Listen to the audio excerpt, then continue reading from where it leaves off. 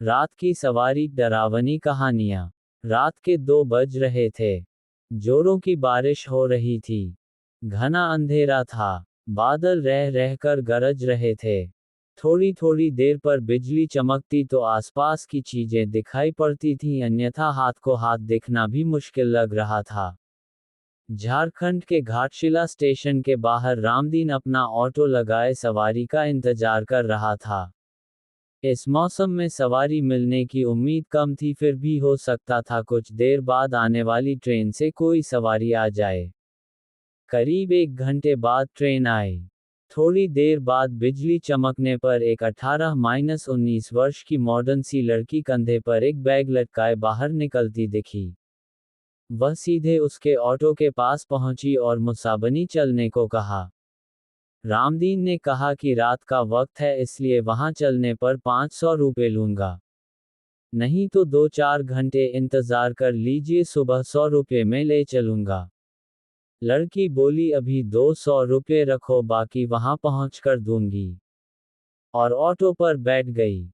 रामदीन ने ऑटो बढ़ा दिया। करीब आधा घंटे बाद वह गंतव्य तक पहुंचा। एक माकन के बाहर लड़की ने गाड़ी रुकवाए और घर से पैसे लेने की बात कहकर अंदर चली गई। काफी देर तक वह नहीं लौटी तो रामदीन अकेले बैठे बैठे परेशान हो गया। उसने घर का दरवाजा खटखटाया। काफी देर बाद एक बूढ़े ने आंखें मलते हुए दरवाजा खोला। उसने पूछा, कौन हो तुम और इतनी रात को किस लिए आए हो? रामदीन बोला, जो मैं साहब, थोड़ी देर पहले आई हैं, उन्होंने मेरा पूरा भाड़ा नहीं दिया है। बूढ़े ने आश्चर्य से उसकी ओर देखा। बोला, यहाँ तो कोई मैं साहब नहीं रहती। मैं अकेला रहता हूँ। रामदीन की नज़र एक फोटो पर पड़ी। उसने कहा, यही मेम साहब तो आई थी। उन्हें स्टेशन से लेकर आया हूँ। बूढ़े ने उसे आश्चर्य से देखा, फिर बोला, इस लड़की को मरे 8 साल हो गए। देखो फोटो पर माला डाला हुआ है। ये मेरी पोती थी। ये कैसे आ सकती है? रामदीन के होश उड़ गए। वह चुपचाप अपने ऑटो के पास पहुंचा। उसने देखा कि सीट पर 100-100 के 3 नोट रखे थे। उसने नोट जेब में रखा और वहां से बेतहाशा भागा।